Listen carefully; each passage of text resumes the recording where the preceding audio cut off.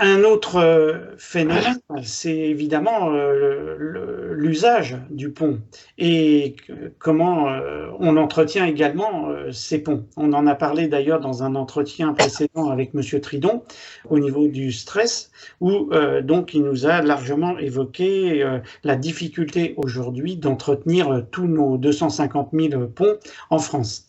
Euh, Encore une fois, je sais que le pont, tous les ponts, toutes vos réalisations sont aujourd'hui équipés de capteurs, énormément Pas de tous, hein. technologie, pas tous encore, Les que les grands. grands ponts, oui.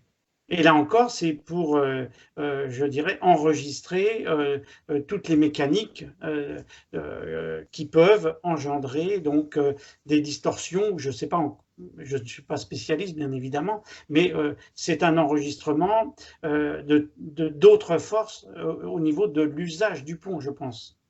Alors, là, je crois qu'il faut rentrer un petit peu plus dans le détail.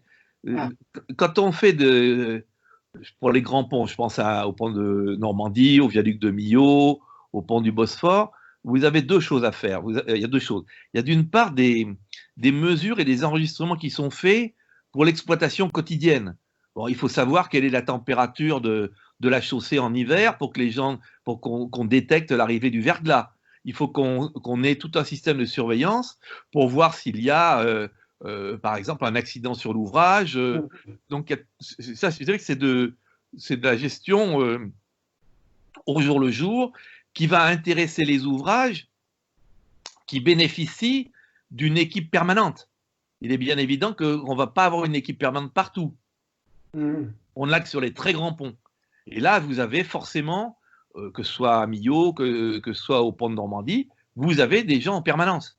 comme dans les tunnels, dans le contrôle de Je ne connais certains pas les tunnels. tunnels, je ne vais pas me mouiller là-dedans, mais sur les grands ponts, vous avez une équipe permanente, hein. Le Bosphore, c'est pareil, hein. Et donc là, vous avez des gens qui suivent l'exploitation du pont, hein. Ça s'appelle d'ailleurs les services d'exploitation. Et puis, vous avez d'autres types de mesures qui sont là pour acquérir des données ou pour s'assurer qu'il n'y a pas d'évolution du comportement. Je prends un exemple. On a des anémomètres sur le pont. Et donc, on va savoir quelle est la vitesse du vent qu'on va enregistrer. Alors, on s'en sert pour l'exploitation d'abord, parce que quand il y a beaucoup de vent sur un pont qui est très haut, on va interdire le passage des poids lourds si la vitesse du vent dépasse une certaine valeur, parce que les poids lourds pourraient être renversés par le vent.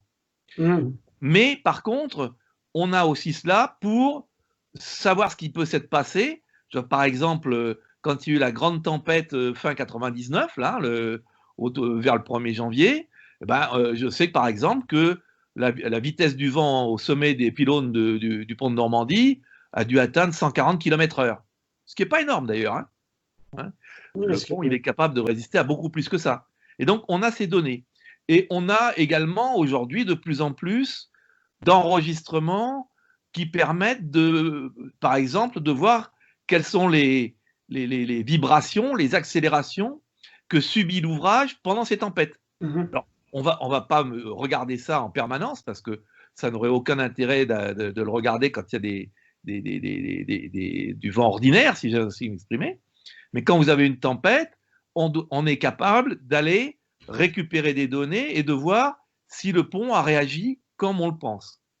Et dans les premières années d'exploitation de l'ouvrage, eh bien, on vient regarder toutes ces mesures pour voir s'il s'est comporté comme on l'attendait. Puis après, évidemment, on diminue ce genre d'analyse pour ne regarder que les cas un peu exceptionnels ou venir regarder de temps en temps. Mais l'entretien, puisque c'était ça votre point de départ, c'est pas seulement ça. L'entretien, ce sont les visites. Alors, quand vous avez une équipe permanente, c'est pratiquement du quotidien, hein, mais dans les ouvrages normaux, je dirais, eh bien, on doit avoir une visite annuelle, pardon, une visite annuelle et tous les 6 ans, une inspection détaillée de façon à s'assurer que l'ouvrage est en bon état, continue à être en bon état et que son entretien est fait régulièrement. Parce que c'est comme une maison, ça s'entretient. Voilà, oui, avec le carnet d'entretien évoqué par Monsieur Tridon, Voilà. du pont, absolument. Merci beaucoup. Quand vous imaginez et concevez un pont, prenez-vous cela comme un combat ou comme évoqué par Monsieur Godefroy, une lutte contre le diable?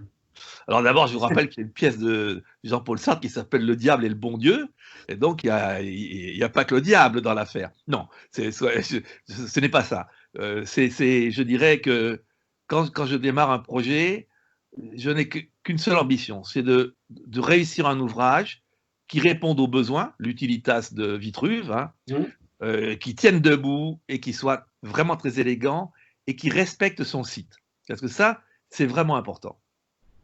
Eh bien, écoutez, merci encore une fois pour ces commentaires.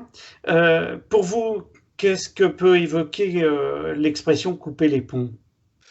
Bah, si vous voulez, pour moi, c'est plutôt une expression, je dirais, de relations humaines, hein. Oui. Moi, je c'est pas mon métier de couper les ponts dans l'autre sens, hein. Et Donc heureusement. voilà. Mais en tous les cas, Monsieur Virlejeu, je vous remercie encore 1000 fois de nous avoir consacré ce temps riche d'enseignements et nous vous attendons évidemment pour l'inauguration de notre exposition du Vieux Pont au Pont Neuf qui se tiendra donc cet été à Trégnac. Et merci encore. Merci beaucoup, monsieur Wisbecq. Au revoir. Bonsoir.